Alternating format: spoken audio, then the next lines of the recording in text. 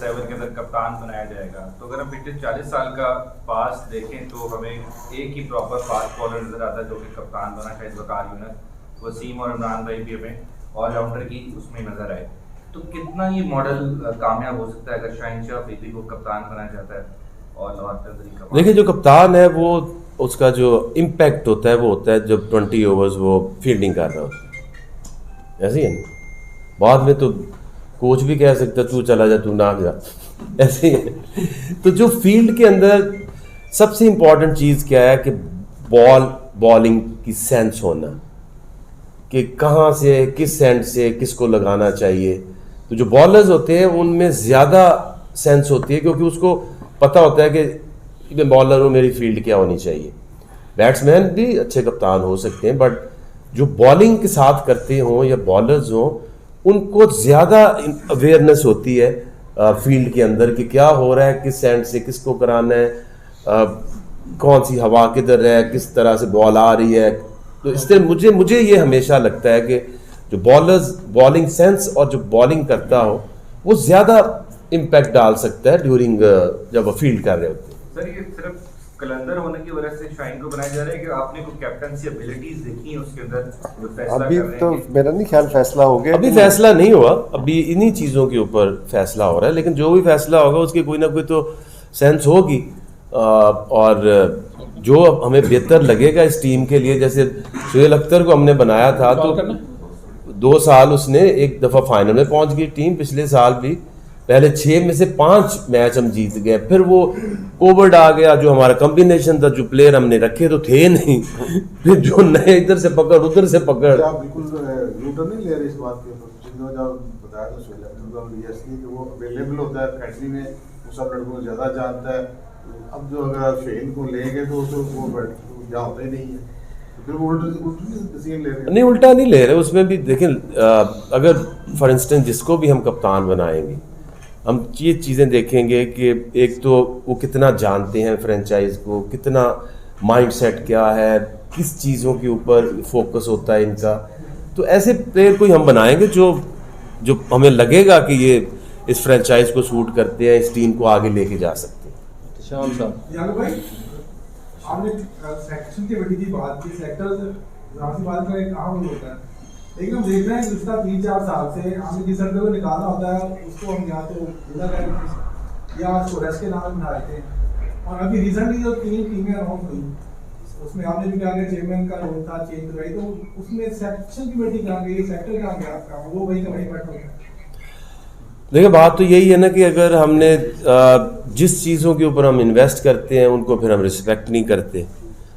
अभी अब्दुल्ला शफीक खेल रहा है, नो डाउट ड्रीम डेब्यू, लेकिन वो जो लोग 10-10 हज़ार रन्स करके बैठे हुए हैं फर्स्ट क्लास में, उनका क्या कसूर है? तो मैं तो अभी कोशिश मेरी यही है, हर प्लेटफॉर्म पे ये कहूँगा, रिटर्न सिलेक्शन पॉलिसी आनी चाहिए। आपके पास वो पेपर हो कि सिलेक्ट होने का तरीका क्या है, उस प्लेयर को भी पता हो कि मैं क्यों खेल रहा हूँ, मैं क्या करूँगा तो मैं सिलेक्ट होऊंगा।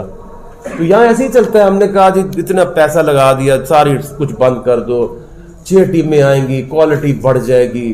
हमेशा ये बात करते हैं हमारी फर्स्ट क्लास का और इंटरनेशनल का गैप बढ़ा है, उसको कम कर दो, 6 टीमें आएंगी तो बढ़ जाएगा। वो जरा स्कोर किया उसको तो बेचारे बस में नहीं चढ़ने देते, तो उसकी रिस्पेक्ट करेंगे ना जब। ये फवाद आलम ने ये साबित किया है कि जो रन्स करता है प्लेयर वही होता है। हम इसी चक्कर में लगे रहते, तो देखो कितना खूबसूरत है, कितना स्टाइलिश खेलता है। स्टाइलिश होना और इफेक्टिव होना, स्किलफुल होना इज 2 डिफरेंट थिंग्स।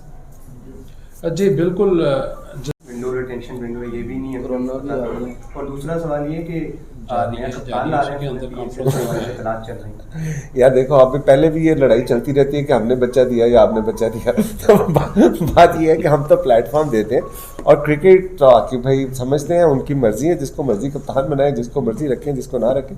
क्योंकि मेरे पास तो वो करेंसी नहीं है कि मैं फैसला कर सकूँ कि जी मैं बीइंग ए क्रिकेटर तो मैं नहीं हूँ, तो वो आके भी जाने, उनका काम जाने। ये आके भाई आप क्या कहेंगे? एक सवाल है यही सवाल। देखिए, इसकी बात हो रही है लेकिन अभी उसको डिस्क्लोज तो नहीं कर सकते। आप कुछ डिसीजन जैसे होते हैं राइट टाइम के ऊपर, आप एक टाइमिंग सोची होती है, उस मौके के ऊपर जाके आप डिसीजन जो है वो अनाउंस करेंगे। अच्छा आदित्य भाई, आपने बात की चैलेंजेस की, पीएसएल की मेन पॉइंट क्या लॉकडाउन का हिस्सा रहेंगे या पीसीबी में आप काम करने के लिए तैयार? देखिए इसका जवाब मैं आपको बताऊं कि जब मैंने फ्रेंचाइज ली थी तो मैं इमरान खान साहब के पास गया था और उनको मैंने कहा कि आप मुझे बताइए मैं किसको लूँ। सो उनके मुंह से जो पहला नाम निकला था वो आकिब जावेद। सो मैंने उन्हें कहा कि जी आकिब तो यूएई के हेड कोच हैं, वो तो नहीं आ रहे। दूसरा नाम उनके पास निकला था मुदस्सिर नज़र का। सो मैंने कहा वो आईसीसी में, वो भी नहीं आ रहे। तो उन्होंने कहा अच्छा आपने किसको अभी शॉर्ट लिस्ट किया हुआ है? तो मैंने कहा इजाज़ अहमद को। उन्होंने कहा वो भी ठीक है। सो सबसे पहले रिकमेंडेशन आकिब भाई की उनकी तरफ से आई थी और हमने जब 3 टीमों ने इनसे रब्ता करने की कोशिश की थी पहले सीज़न में, हम समेत, लेकिन उन्होंने कहा था मेरा इंटरेस्ट नहीं है, मैं इसमें नहीं आना चाहता। T20 क्रिकेट है, 4 दिन पहले आप आके किसी को क्या सिखा सकते हैं। सो फिर जब हमने वो प्रॉमिस किया अपनी कौम के साथ, नौजवानों के साथ कि हम आपको प्लेटफॉर्म देंगे, तो उसमें पूरी दुनिया में सिवाय एक इंसान के वो कोई नहीं कर सकता था जो मेरे साथ बैठे हैं। सो इनको फिर मैंने फ़ोन किया, मैंने कहा यार आकिब भाई पाकिस्तान आ जाए। तो इन्होंने कहा मैंने आके क्या करना है? मैंने कहा आपका नाम आकिब जावेद है, मेरा नहीं, आपने मुझे बताना है कि मैंने क्या करना। सो उस बात के ऊपर ये फिर पाकिस्तान आए। अब आप बता दें सर। अगर इस तरह की बात मेरे से करे